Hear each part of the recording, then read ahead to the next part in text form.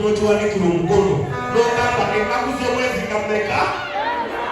Nze kirenga ku bukedde olupapula tujaguza emyaka 3, bukedde TV emyaka 15, bukedde radio emyaka 16. Bangambye nti tutambudde ne talenti tetusobola kulekerera mukyalo ono. Bankisse ettu lya birango bukadde 50. Era bangambye bakama bange nti enyaddala agenda awumule tunaawandiika ku ani. Yonna muyinza obikola, yonna muyinza okubyogera. Muka Katonda mukulu yayingira dda mu bayita ba bingiriri. Yonna musobola okubyogera, yonna musobola okubyogera, yonna.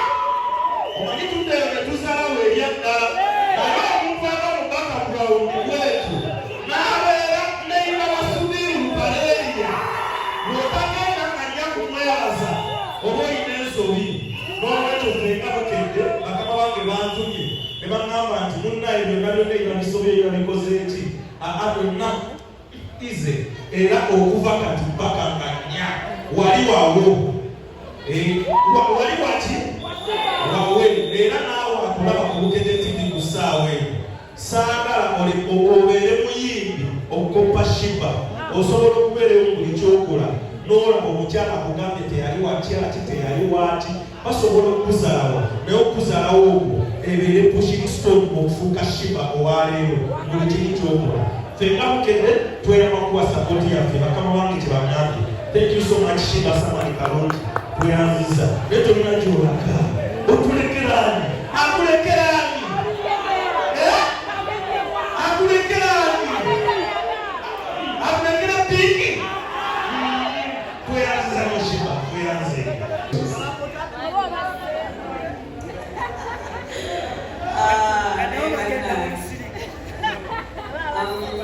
Okumula kwange honestly speaking kasukenzemu omukyala abanambye abandabirako tebawumule abo kubafunye blueprint emala to keep on going on their own for some time paka wenagumawo. But to be honest luno luwumula mbadde lweta siyinza kubanyonyola naye toyinza kubeera ku stage myaka 20 kumpi kubanga kuba 15 ndi ku luguudo wuyo Kigali mu karaoke wuyo wa mbadde ku luguudo emyaka 20 nga sikkirizibwa kulwala.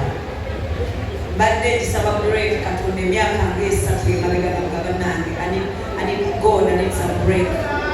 Naye Katonda yasazeewo n'ampa break mu ngeri ekyasinze ennungi. So ngenda kugitwala break eyo njagale tegenda kulwawo nnyo. I promise you I'm not going to take so long. I never shibawulikisi mwagala nakiwulira yadde but I promise you I will come back better. Omanyi n'essimu ezikira omuliro n'essimu n'amanda gaggwamu nga wetabuka recharginga.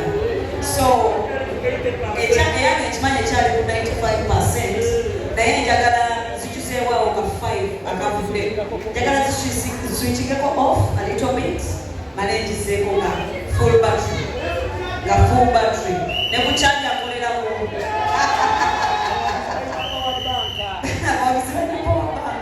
That's a nice one. To answer omwami ono abuuziza nti short ekyasinze okuba challenging. Buli sho to be honest bw'oba oyagala omulimu gw'okola mu abamanyi nti abakola emirimu gye baagala buli kyokola kibeera challenging. Waliwo ekisingako ekirala naye buli kisho gy'okola ebeera challenging. Muyimbi bannange bonna bakimanyi teri sho etakuchallenging. Sho ekyasinze okuchallenginga nze ng'omuntu was the battle lwaki yaliko negativity nyingi nnyo ate sitambula bwetu.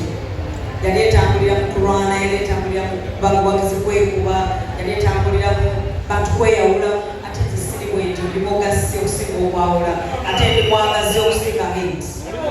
I spread more love than hate. Kati eyo sho yanzibuwalira nnyo kubanga yalimu hate nyingi nnyo naye Mukama yannyamba nayo nebigwa bulungi. Buli omu n'afuna kye yali aginoonya n'abawagizi bonna ne bafuna kye bali baagala alhamdulillah. Ate abaliyo bumanyi wawa ne tunyumirwa ne tweyongerayo.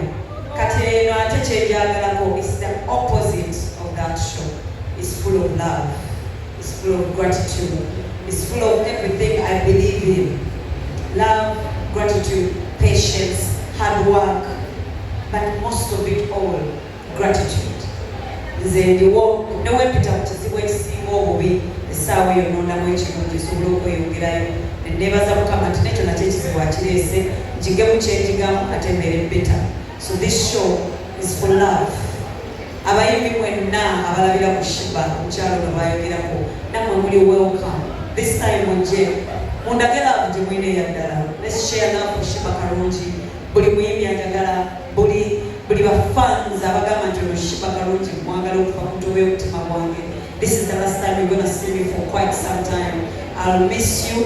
Saagala nange kirowooza kubanga ekyokuba nti break egyetaaga taking away the fact that fuel wange yenna yenna mujja ku stage. Love yange esinga njija ku stage. But this break, God gave me this break knowing exactly what He's doing. So I'm going to take it, and when I come back, I'll come back better than ever. Thank you so much. Thank you so much, Shiba. I will need just one extra clarification on the break. Yeah. Chitekeza togenda kubera wo music mupya from Shiba or just breaking from stage performance? Ah, si za kule hicho music mupya kina kuwa flow. Omeka siche twagala okumanya. So music ajakuwa. Music ya kina kuwa flowing because I've been in studio the whole year. I'm always recording and doing videos. So music ya kina kuwa aja. Atene break yangu temukicha nyotegera kuwa mpamvu. Okay? I'm just taking a little break and I come back and serve you more than I've ever done.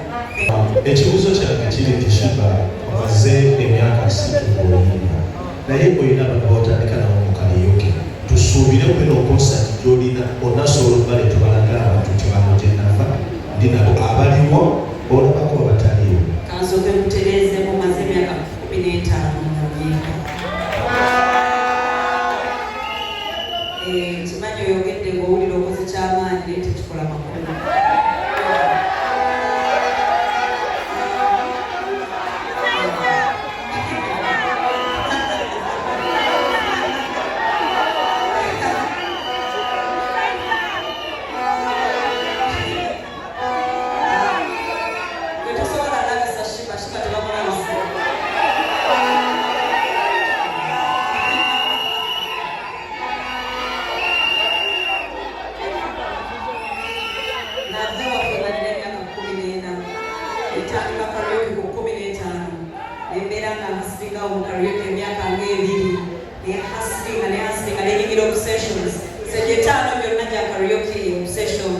But now we've been 15 years now.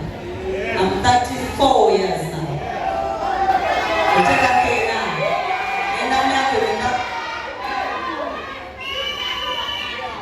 So, ngenda myaka abiri sibo ngakuba omuziki gwange n'ejjani yange na buli kimu. So, and I'm grateful. Kubanga sikiwa nti naawe osobola okubala emyaka abiri nga buli kimu kikoze.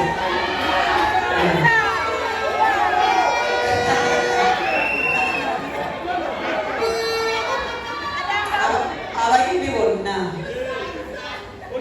abawagizi bange bonna, ne be nakolanga nabo karaoke, be baba baagala okujja ku show eri open.